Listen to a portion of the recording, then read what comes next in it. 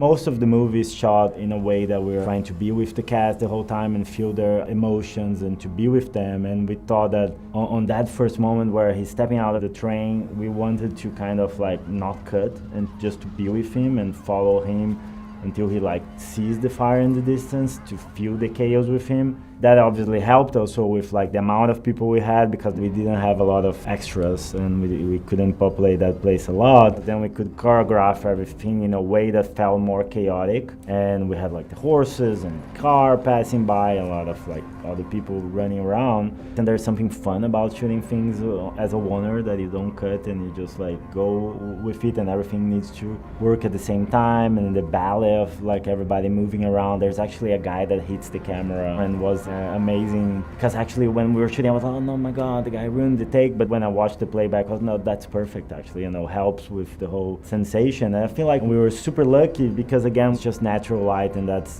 during sunset. And the amazing thing is that the sun was setting right where the fire is, so the whole thing went kind of golden because of the sunset. So that really helped with the lighting feeling as naturalistic as possible. And then the second part with the actual wall fire, then he's trying to get close to the fire, was really tricky to do, because again that's like basically the only scene we use artificial lighting in the movie.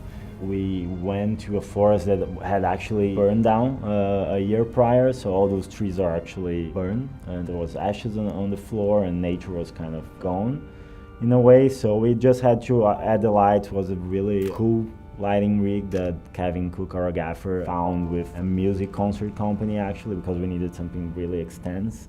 And some of those fires in the foreground are real. SFX department just had those real fires in the foreground, and then a lot of smoke, sparkles, and combination of things that when we were actually shooting it, sometimes it felt really real and scary in a way. It felt like it was a real fire. And I feel like that also helped with feeling it as real as possible for Joe and for everybody to get into the mood of a very scary scene.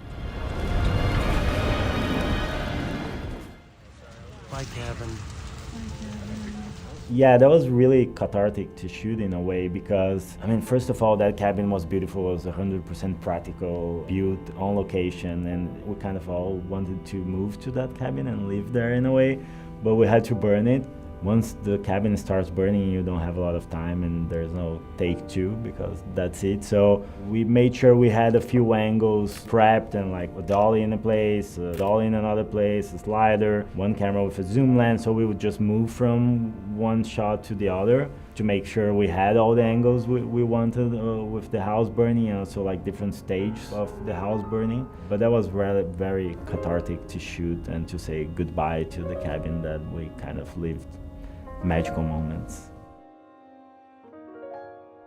Thank you for clicking on our video, everybody. If you like what you saw here, please make sure you like the video and subscribe and share with your friends who like this sort of content. Joe Blow remains an independent company, and we appreciate all of your support.